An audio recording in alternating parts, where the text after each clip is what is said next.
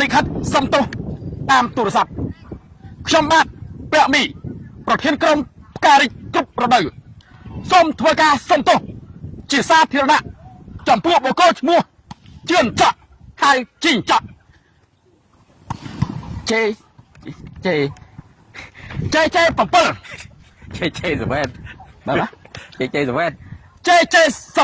7ដោយមូលហេតុការប្រកួតកាលពីថ្ងៃមុនយើងខ្ញុំដាក់ជីងច័ក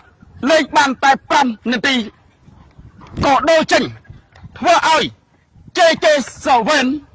ខ្មាស់គេយ៉ាងខ្លាំងដូចដើរស្រាតកុំសើចគេពួកសំទោសគេហ៎ដូចដើរស្រាតកណ្ដាលផ្សារអញ្ចឹងដូចនេះដើម្បី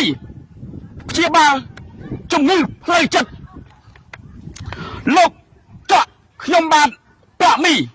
សូមធ្វើសន្យាថានៅថ្ងៃទី31ខែ5ខាងមុខនេះដល់ណាទេក្នុងការប្រកួតពានរង្វាន់សុខីលិច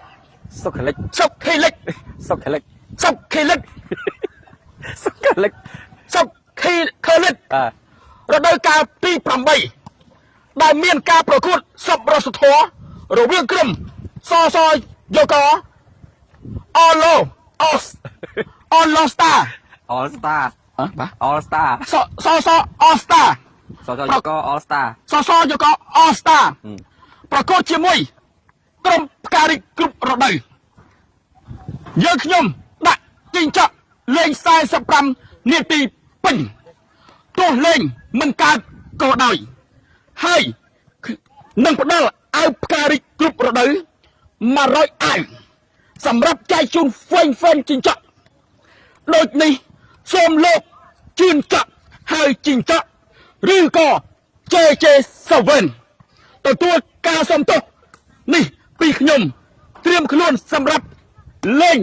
45នាទីពេញដូចនេះសូមលោកប្អូនមកចូលរួមឲ្យបានបងប្អូនដូចនេះសូមបងប្អូនមកចូលរួមឲ្យបានច្រើនកកកដើម្បីជាសាក្សីថា JJ7 លេងបានពេញតង់ឬអត់ថ្ងៃនេះផងដែរក៏មានតារាចម្រៀងហងមាសមិនហងមាសទេបាទមាសសុកសុភាក៏មានតារាចម្រៀងមាសសុកសុភាក្រុមក្មេងខ្មែរគីងគួយស្អីគីងឈី rapper ក្រុមក្មេងខ្មែរគីងឈីនិងតារាចម្រៀងផ្សេងទៀតផងដែរដើម្បីជាការលងចិត្តលោក JJ7 ហើយជីងច័កសូមស្ដាប់ចម្រៀងអាយ៉ៃមួយបទជាតិជាខ្មែរត្រូវតែសាងនៅភពសំណាងគ្រប់ប្រមុខ